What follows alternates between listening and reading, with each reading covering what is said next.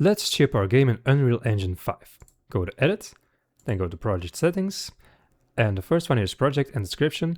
I like to fill in the publisher and the legal information right here, like your company name and so on. Now this is not mandatory before shipping, but I would just quickly fill it in if needed. Then Maps and Modes is more important. The editor startup map is where you're working on as a developer. So the level you are working on currently should be here. But the player won't see this. The player will see the game default map, and usually this is the main menu, so select your main menu, and if you don't have a main menu, just pick the first level you want your player to start in when it's loading up the game. Then go here to packaging.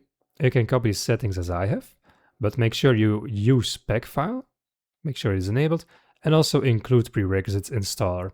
And if you don't know what those do, just hover over and you can read what it does.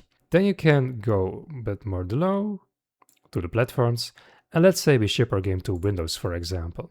Once again, you can copy as I have here, but you can choose a game splash screen, so when the game is loading, you can see the dimensions here as well, 720 by 370, create a new game splash screen, and also the game icon. You can also see the dimensions right there. Click the three dots and choose one that you have created for the game. Then you can close out of this, and then you can go to platforms, and once your game is fully ready to ship, go to cook content, and you can cook the content. You can see more options right here, but cook content, it will make sure that your Unreal Engine extensions will convert to extensions that the computer knows, like MP3 files, images, and so on. That's cooking content. Now you don't have to do this, but I like to do this when I'm fully ready. And then you can go to package projects. Well, and then this will update if you have the other settings right. And then click on package project. Then choose a folder on your computer where you want to export it to.